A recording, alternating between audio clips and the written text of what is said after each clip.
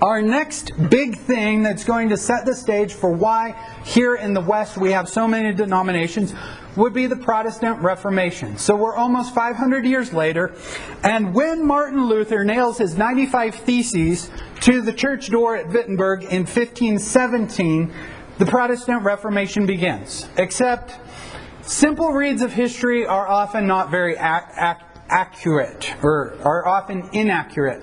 100 years before Luther, the seeds of Reformation are already being planted, they're already beginning, they're already germinating.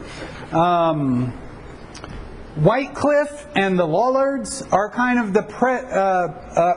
the beginnings of the Reformation, about 100 years before Luther. They're questioning teachings of the church, they're questioning papal authority, they're beginning to question these kinds of things. We're going to get John Huss, John Wesley, and William Tyndale. Now, we could spend some time getting into each one of these guys, but I just actually want to cite these guys and move on. Wikipedia exists. If you want more information on these people, go ahead and Wikipedia them.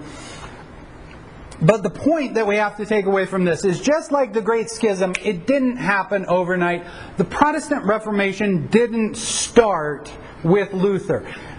Luther is kind of that pinpoint, that moment that we can say here, but the feelings, the emotions, all of that were building when Luther just became the spark that ignited the fuel that was already there.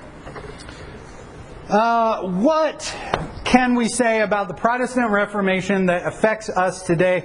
Tons. And in fact, we really have to limit ourselves on what we get into. So, in Germany, with Luther, the diet of worms, which has nothing to do with eating worms, just in case you're wondering what the diet of worms is. Diet comes from the German to assemble, and worms is the location, the city that it happened in. I believe it would be pronounced more verms than worms. But you've got to admit, to our Western English ears, we heard the diet of worms and went, I'm sorry, you're eating what? Yeah. Better protein, there you go. The diet of worms happened in 1521. That's the famous place where Luther was called by the church to recant his teachings, and he refuses to recant his teachings, rejecting the supremacy of the Pope, rejecting the infallibility of church councils.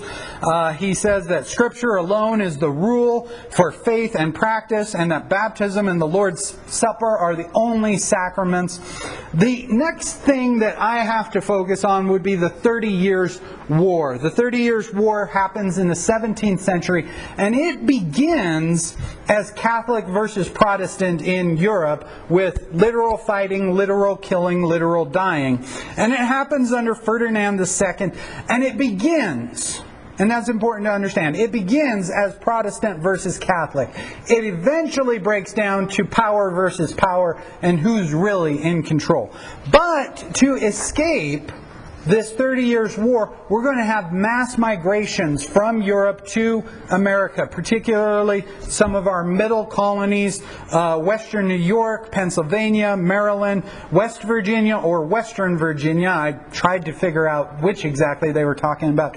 And when people migrate from Europe to the Americas, they're going to bring their church with them. That's why we have today so many Lutheran, Reform, Mennonite, Church of the Brethren. All of these things are going to come largely during the 30-Year War. When we start to get European migration to the New World, this is going to be why America becomes what America becomes. Right?